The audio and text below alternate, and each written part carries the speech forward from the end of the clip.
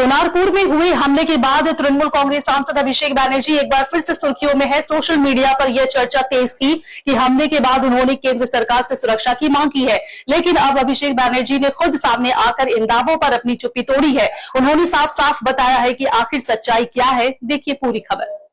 सोनारपुर में हाल ही में हुए हमले के बाद तृणमूल कांग्रेस के वरिष्ठ नेता और सांसद अभिषेक बनर्जी ने केंद्रीय सुरक्षा की मांग किए जाने की खबरों को पूरी तरह से खारिज कर दिया है। शनिवार को सोशल मीडिया पर जारी एक बयान में उन्होंने कहा कि उनके द्वारा किसी भी प्रकार के अतिरिक्त केंद्रीय सुरक्षा की मांग नहीं की गई है और इस तरह की खबरें पूरी तरह आधारहीन है।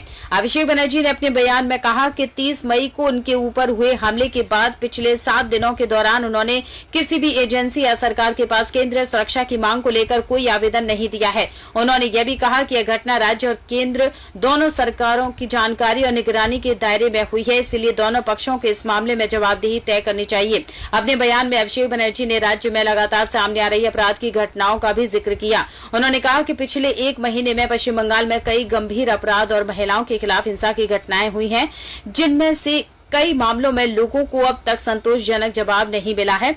उनके अनुसार आम लोगों की सुरक्षा सुनिश्चित करना सरकारों की सबसे बड़ी जिम्मेदारी होनी चाहिए। अभिषेक ने राज्य और केंद्रीय सुरक्षा एजेंसियों से भी अपील की है कि राजनीतिक प्रचार और भ्रामक जानकारी फैलाने की बजाय आम नागरिकों की सुरक्षा पर अधिक ध्यान दिया जाए। उन्होंने कहा कि पश्चिम बंगाल के लोगों को सुरक्षा, जवाबदेही और सच्चाई जानने का पूरा अधिकार है।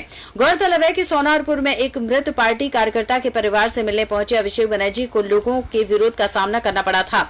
आरोप है कि इस दौरान उनके साथ धक्का मुक्की की गई, उनके कपड़े फाड़ दिए गए, चश्मा टूट गया और उन पर अंडे तथा पत्थर भी फेंके गए थे। इस घटना के बाद राजनीतिक गलियारों में उनकी सुरक्षा को लेकर चर्चा तेज हो गई थी। इसी चर्चा के बीच यह सवाल उठने लगा है कि क्या अभिषेक बनर्जी ने दोबारा केंद्रीय सुरक्षा की मांग की है। अब खुद अभिषेक बनर्जी ने सामने आकर इन सभी अटकलों पर विराम लगाने की कोशिश की है।